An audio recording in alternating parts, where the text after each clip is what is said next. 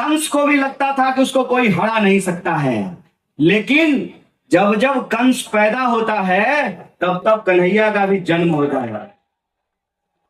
तुम्हारे देश दोस्त के टेम्पो में कितना काला धन है, तुम्हारे दोस्त के काला धन वाले टेम्पो का मुकाबला हम ई रिक्शा से करेंगे। इस बात को याद रखना कि 10 साल में सांसद महोदय दिल्ली के सबसे अमीर सांसद बन गए हैं, तो उस अमीर सांसद को ये गरीब लड़का चप्पल पहनने वाला चुनौती देने के लिए आया है। इस बार का चुनाव हमारे वजूद का चुनाव है, हमारे अस्तित्व का चुनाव है, हमारे संविधान का चुनाव है, हमारे लोकतंत्र का चुनाव। इस इलाके के हमारे प्यारे बच्चों को और रजपुरी में रहने वाले, मुस्तफाबाद में रहने वाले, उत्तर पूर्वी दिल्ली में रहने वाले आप सभी मेहनत कश आवाम का हार्दिक दिल से अभिनंदन करता हूं। आपको बहुत बहुत आभार व्यक्त करता हूं।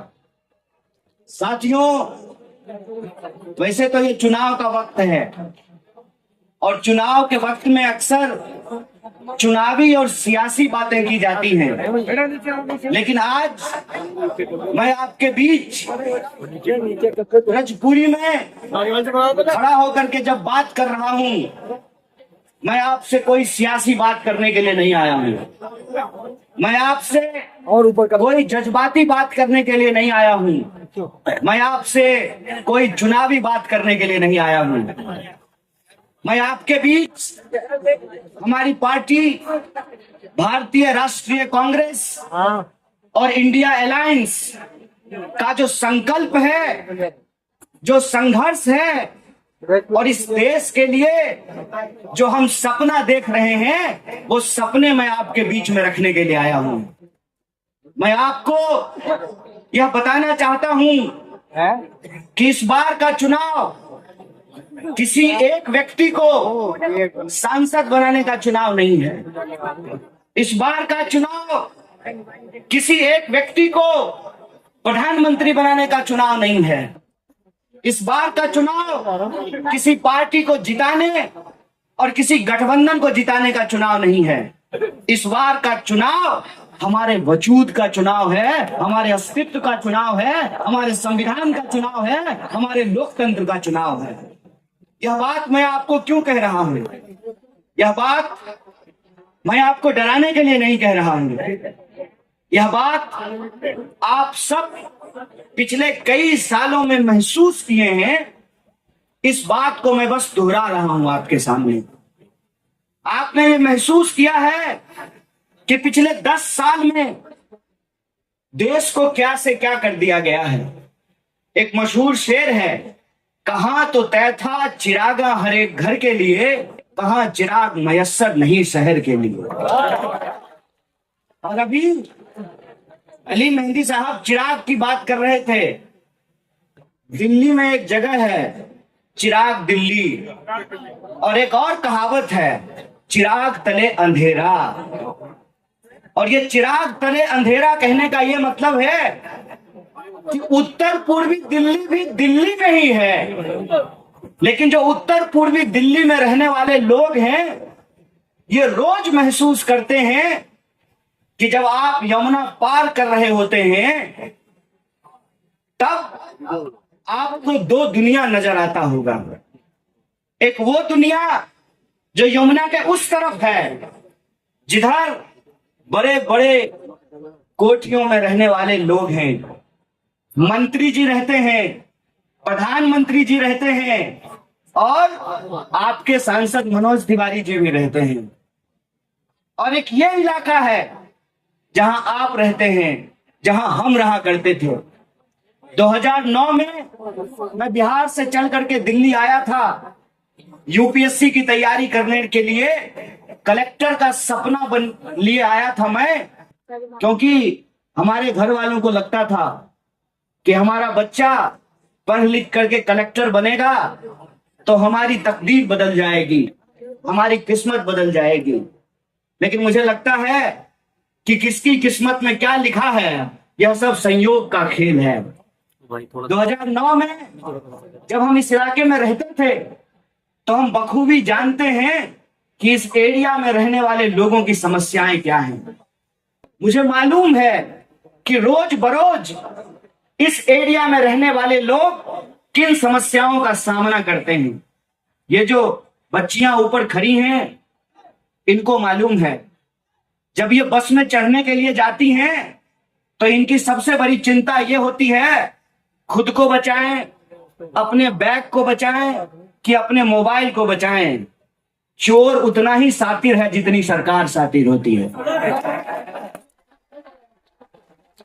आप जब खुद को बचाएंगे तो आपका पर्स गायब कर देगा, और पर्स को बचाएंगे तो आपका मोबाइल गायब कर देगा। होता है कि नहीं होता है? गर्दन हिला दो बस, होता है ना।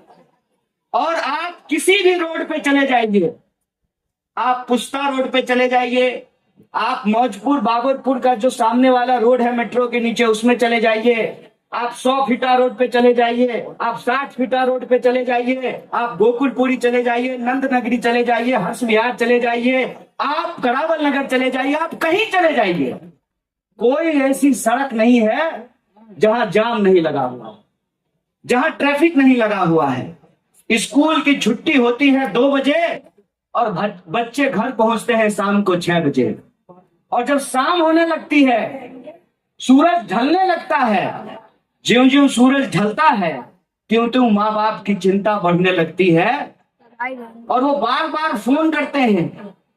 तो बच्चे फोन उठा करके कहते हैं कि बार बार फोन करके तंग क्यों कर रहे हो, ऐसा ना हो जाम में फंसे हुए हैं और तुम्हारा फोन उठाने के चक्कर में हमारा फोन ही कोई लेकर के भाग जाए। ये रोज की समस्या है, चाहे जाम की समस्या हो, चाहे मोबाइल चोरी की समस्या हो, चाहे इस एरिया में जो रहने वाले लोग हैं, थोड़ी सी बारिश हो ना जाए, थोड़ी सी बारिश हो ना जाए कि जमुना जी का पानी नहीं बढ़ता है लेकिन हमारी गलियों में पानी जमा हो जाता है। बोलिए जल भरा होता है कि नहीं होता है? और ये आज से नहीं हो रहा है, ये सालों से हो रहा है। पिछले 10 साल और उससे पहले भी हुआ है।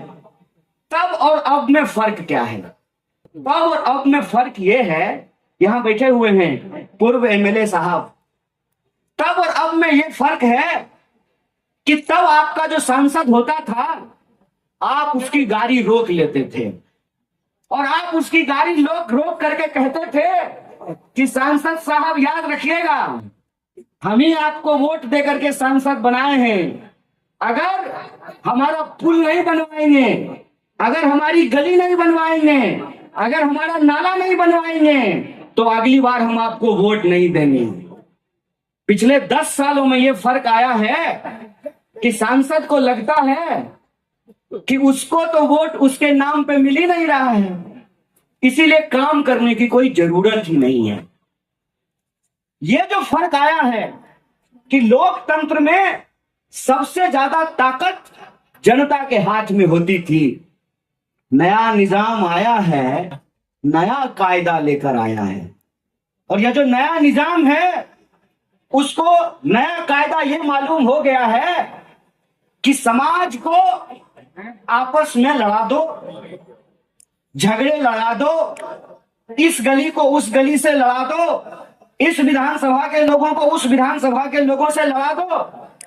सांसद ने क्या काम किया यह सवाल कोई पूछेगा ही नहीं। क्यों? क्योंकि जो है मोदी जी के नाम पे वोट ले लेंगे। और यह जो फर्क हुआ है उसका नतीजा यह है कि 10 साल में सांसद महोदय दिल्ली के सबसे अमीर सांसद बन गए हैं। तो उस अमीर सांसद को ये गरीब लड़का चप्पल पहनने वाला चुनौती देने के लिए आया है। ये चुनौती देने के लिए आया है कि देखते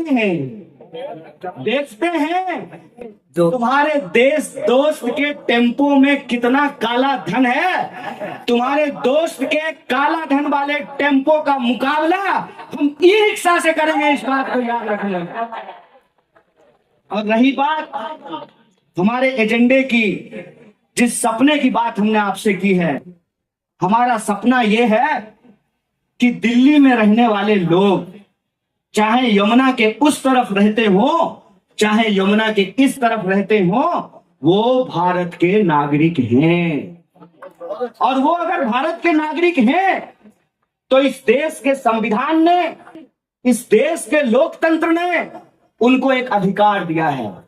और अधिकार ये है कि जिसके पास फॉर्च्यूनर है उसका वोट भी एक होता है, और जिसका बाप जूता सिलने का काम करता है उसका वोट भी एक होता है। यह है संविधान की ताकत। और इस संविधान की ताकत को ये हमसे छीन लेना चाहते हैं। और आपने देखा कि सूरत में इन्होंने क्या किया। सूरत में चुनाव नहीं हुए। जो सूरत के लोग थे वो अगर भाजपा के खिलाफ वोट देना चाहते थे, उनके पास वोट देने का कोई विकल्प नहीं था। कई सारे लोगों ने यह शिकायत किया कि आप हमारी गली में नहीं आए हैं, आप हमारे मोहल्ले में नहीं आए हैं, हमने आपको सिर्फ यूट्यूब पे देखा है। तो मैं उन लोगों को एक बात कहता हूं, दोस्त मेरे, ये लड़ाई बहुत बड़ी है। ये देखने और दिखाने की नहीं, बचने और इस देश को बचाने की लड़ाई है। इसीलिए उन लोगों को मैं सिर्फ इतना कहना चाहता हूं कि आपने उसी यूट्यूब पे जहां आपने हमको देखा है, उसी यूट्यूब पे एक और वीडियो आपने देखा होगा। भाजपा का सांसद का बेटा, लोग कहते हैं ईवीएम हैक होता है, उसके बेटे ने पोलिंग स्टेशन का अपहरण कर लिया और अपहरण करके ईवीएम अपने हाथ में लेकर के कह रहा था कि ये ईवीएम मेरे बाप का है। इतना अहंकार, इतनी ताकत और इतना घमंड उसके दिमाग में कैसे आया है? इतना अहंकार, इतना घमंड, इतना ताकत उसके दिमाग में इसलिए आया है कि उनको लगता है कि उनको कोई हरा नहीं सकता है। तो मैं कहता हूं कि देश में जब जब अत्याचार बढ़ता है, रावण को भी लगता था कि उसको कोई हरा नहीं सकता है, कंस को भी लगता था कि उसको कोई हरा नहीं सकता है। लेकिन जब जब कंस पैदा होता है तब तब कन्हैया का भी जन्म होता है।